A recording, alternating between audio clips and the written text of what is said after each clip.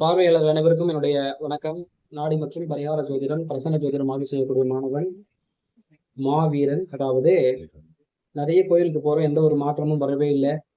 இறை வழி பரிகாரங்கள் எங்களுக்கு பெருசா வேலை செய்யுதா அப்படின்னு சந்தேகமா இருக்குது.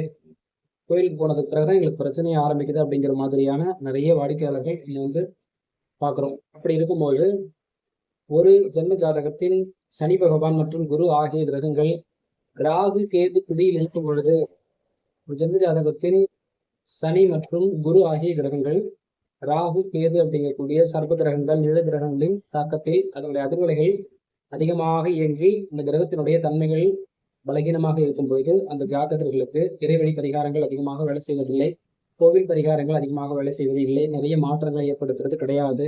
அவர்களுக்கு தாந்திரீகமான பரிகார முறைகள், அதாவது வாழ்வியல் பரிகார முறைகள் நல்ல வேலை செய்யுது. நிறைய மாற்றங்கள் நம்மளோட அனுபவத்துல பார்த்துருக்கோம். தொடர்ந்து இணைந்திருங்கள். உங்களுடைய சந்தேகங்களை கருத்துக்களா பதிவு பண்ணுங்க.